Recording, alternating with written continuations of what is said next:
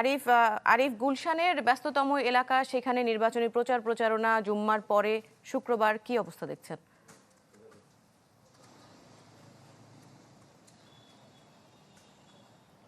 Rainbow allrounder exterior pay বাড়ির বাহিরের দেয়ালের সুরক্ষা নিয়ে থাকুন নিশ্চিন্ত, সাথে পাচ্ছেন 10 বছরের ওয়ারেন্টি।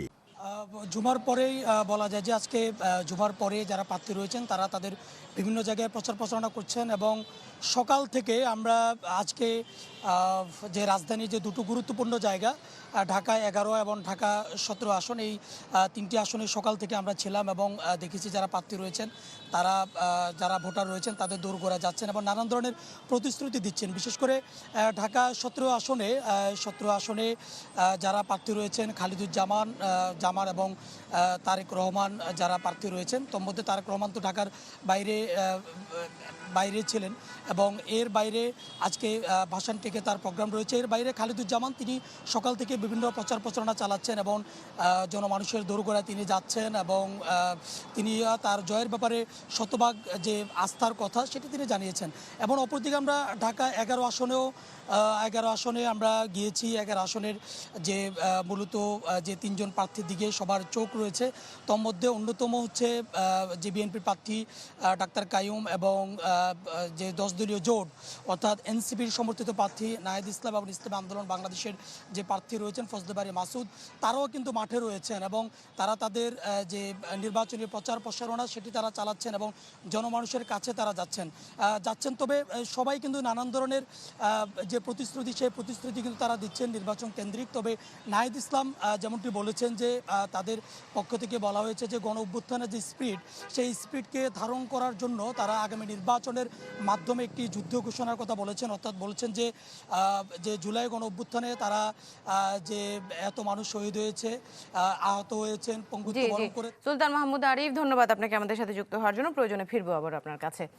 জাতীয় সংসদ নির্বাচনের প্রার্থীদের প্রচারের খবর আমরা জানবো। রাজধানীর আরামবাগ থেকে সরাসরি যুক্ত হচ্ছেন সহকর্মী সাদ বিন শফিক। শফিক, কি অবস্থা প্রচার প্রচারণার, কোথায় আছেন, কি অবস্থা দেখছেন?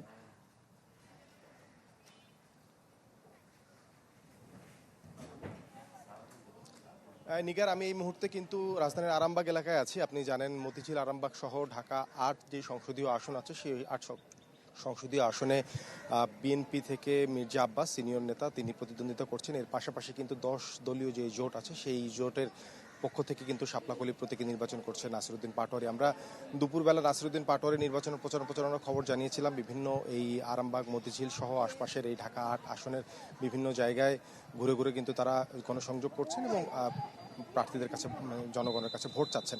এই মুহূর্তে আমি আরামবাগে আছি। আরামবাগ বালুর মাঠ বলে যে জায়গাটিতে মির্জা আব্বাস যিনি আছেন, বিএনপির ধানের শীষ প্রতীকে যিনি নির্বাচন করবেন, যিনি আসলে জুমার নামাজের পর থেকে এলাকায় গণসংযোগ করেছেন, তার পারিবারিক কবরস্থানে পরিবারের সদস্যদের কবর জিয়ারত করেছেন। তারপর কিন্তু তার এখানে আসার কথা আছে। এই মাঠে একটি প্রীতি ম্যাচ হওয়ার আছে, সেই প্রীতি ম্যাচে উনি আসবেন, এখানকার স্থানীয় যারা আছেন তাদের সাথে কথা বলবেন এবং এখানে অতিথি হিসেবে উপস্থিত থাকার কথা আছে। এর পাশাপাশি এই এলাকায় বেশ কিছু জায়গায় তিনি আজকে এই আয়োজন শেষে গণসংযোগ করবেন, ভোটারদের কাছে লিফলেট বিতরণ করবেন এবং ভোট চাবেন।